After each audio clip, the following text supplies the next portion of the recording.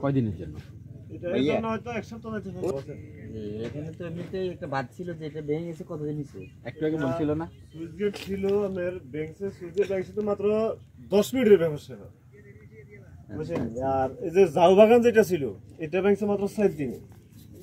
এই বিশাল জাউ বাগান ফাঁসে আয়তন ছিল 440 ফুট আর লম্বাতে ছিল ধরুন আর 1 কিলোর মতো। 1 কিলো আপনারা তো আসছেন দেখছেন, গাড়ি চালান যারা এটা কিলো মাফা ছাড়া 1 কিলোর মতো জায়গা ছিল, সেগুলো সবকিছু ভাঙে গেছে। আচ্ছা ওইটা না, একটু বলেন তো যে যখন ভাঙতেছিল তখন তো আমাদের ওই যে ওইদিকে দাগনভূঞার ওইদিকেও একটা আতঙ্ক সৃষ্টি হয়েছে, সব পানি টানি, তখন আপনারা কোথায় ছিলেন?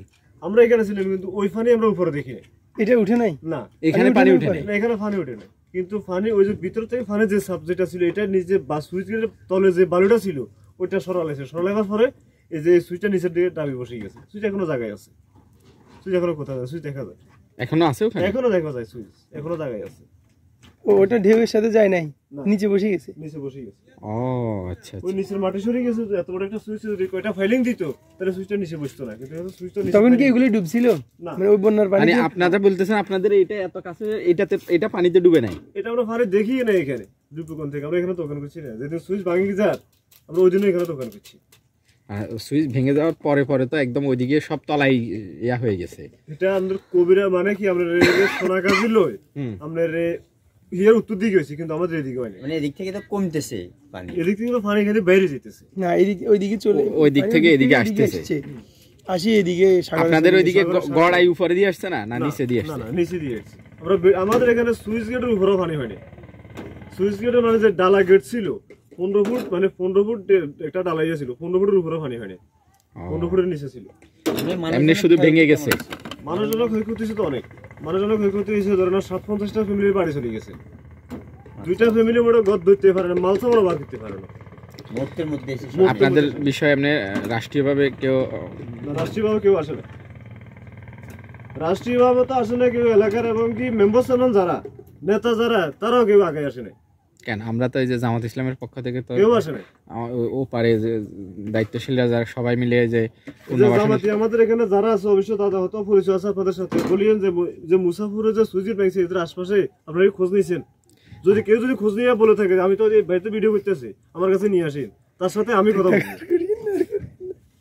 কেউ আসে না ভিডিও হয়েছে আপনার? না, ছেলে মেয়ে কজন আপনার?